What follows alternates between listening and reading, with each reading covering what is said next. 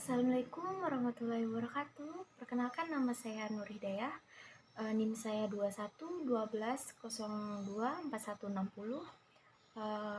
Prodi Ilmu Komunikasi kelas A tahun 2021-2022 dengan mata kuliah Pendidikan Pancasila.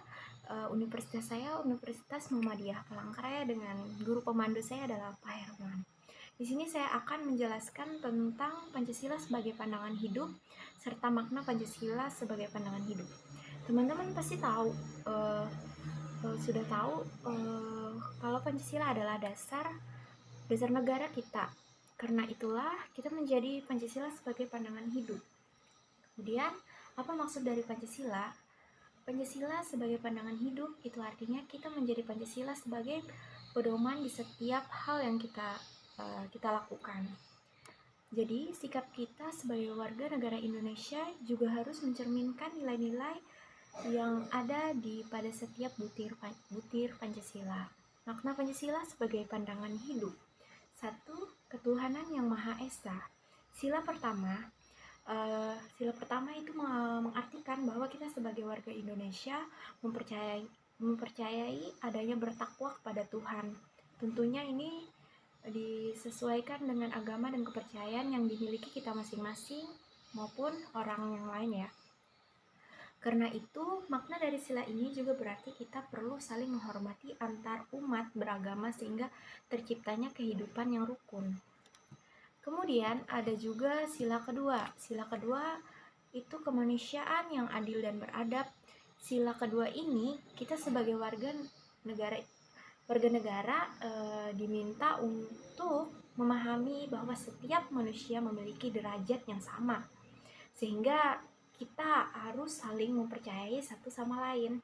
Kita juga harus saling menjaga dan membantu sesama, membela kebenaran dan keadilan dan bekerja sama untuk kedamaian negara kita. Kemudian yang ketiga ada Persatuan Indonesia.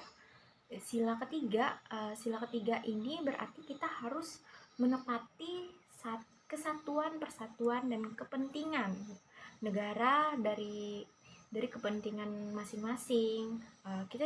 Kita harus mempunyai kepribadian yang rela berkorban demi negara Indonesia, menciptakannya bangsa Indonesia dan tanah air serta bangsa dan negara.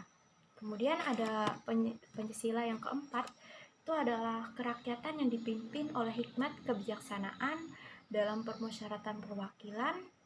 Sila keempat ini mengajak kita untuk tidak memaksakan kehendaknya pada orang lain, mengutamakan kepentingan negara dan orang lain.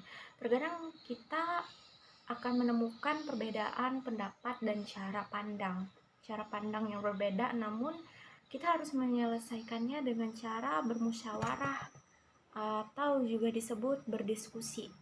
Kemudian sila keempat juga ada keadilan sosial bagi seluruh rakyat Indonesia.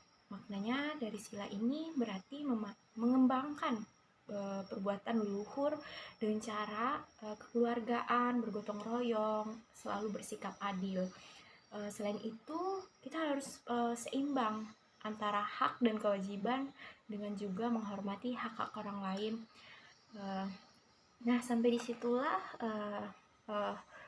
saya menjelaskan tentang sudut pandang Pancasila dan makna Pancasila.